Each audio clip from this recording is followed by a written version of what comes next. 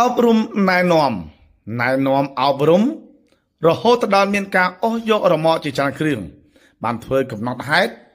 មិនអនុញ្ញាតឲ្យឈប់ពីវាពីការនៅលើដងផ្លូវទៀតនោះទេតែការអប់រំណែនាំនេះជាច្រើនលើកច្រើនសារក៏ពិតមែនអ្នកខ្លះក៏ស្ដាប់អ្នកខ្លះមិនស្ដាប់ហើយអ្នកខ្លះទៀតនៅតែបន្តយករមាក់មកឈប់នៅលើផ្លូវបង្កជាការកកស្ទះពិបាកធ្វើដំណើរក្រោយការចង្អុលបង្ហាញពីលោកជាពិសីអភិបាលនៃគណៈអភិបាលខណ្ឌទួលគោកបានចង្អុលបង្ហាញទៅលោកអភិបាលរងសឹមសប្លង់ដឹកនាំកម្លាំងចម្រុះចុះរៀបចំសណ្ដាប់ធ្នាប់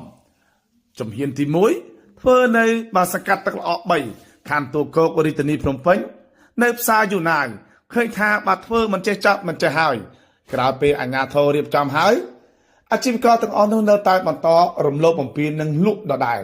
ហាក់បីដូចជាមិនខ្លាចវិធានការរបស់រដ្ឋបាលខណ្ឌទួលគោកតតែសោះនៅព្រឹកថ្ងៃទី17ខែវិច្ឆិកានេះផងដែរតាមការបញ្ជាក់ពីលោកអភិបាលរងសឹមសុផង់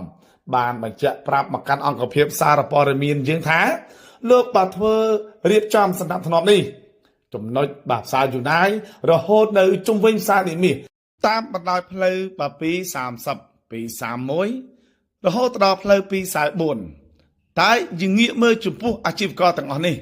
នៅតែបន្តរំលោភបំពានហាក់បីដូចជាមិនបានចូលរួមជាមួយនឹងវិធានការរបស់រដ្ឋបាលខណ្ឌទួលគោកតតែសោះបើសិនជានៅតែបណ្ដោយបន្តទៀតថាតើរាជធានីភ្នំពេញតាមបណ្ដាដងផ្លូវមួយចំនួនទៅជាយ៉ាងណាលក់ទឹកក៏ស្អុយពិបាកដកដង្ហើមនៅពេលខ្លះសម្បីតែដើរក៏ធំក្លិនស្អុយផងដែរប្រិមិត្តពុកម៉ែបងប្អូនការប្រជុំដល់ខ្ពង់ខ្ពស់របស់វត្តមានអាដាមអាបារាជធានីភ្នំពេញអាដាមឃុងស្រេងលោកបានបញ្ជាក់យ៉ាងច្បាស់ថាសូមឲ្យរដ្ឋបាលខណ្ឌទាំង14ធ្វើការងារនេះឲ្យជាប់និងរក្សារបៀបរៀបរយតាមដងផ្លូវកុំឲ្យមានការលក់ដូររញ៉េរញ៉ៃបង្កជាការរំខាននិងស្ទះចរាចរណ៍ដល់បងប្អូនប្រជាពលរដ្ឋដែលធ្វើដំណើរប្រិមិត្តពុកម៉ែបងប្អូនបាទយើងឃើញហើយបាទរដ្ឋបាលខណ្ឌទួលគោកចុះនិយាយពីចុះបើសិនតែចុះនោះគឺរាប់លេខអស់ទៅហើយតែអាជីវករមួយចំនួនបាទនៅតែបន្តរំលោភបំពានដដែលយើងមិនទាន់ដឹងទេថាតើហេតុអីបានគាត់មិនព្រមស្ដាប់គាត់ទៅសោះតោះប្រិមិត្តពុកម៉ែបងប្អូនយើងទៅទស្សនាវីដេអូមួយចំនួននៃការសភារបស់បងប្អូនប្រជាពលរដ្ឋដែលលោកពិបាកធ្វើដំណើរនៅពេលដែលរមាក់និងរថយន្តជាច្រើនដែលបានយក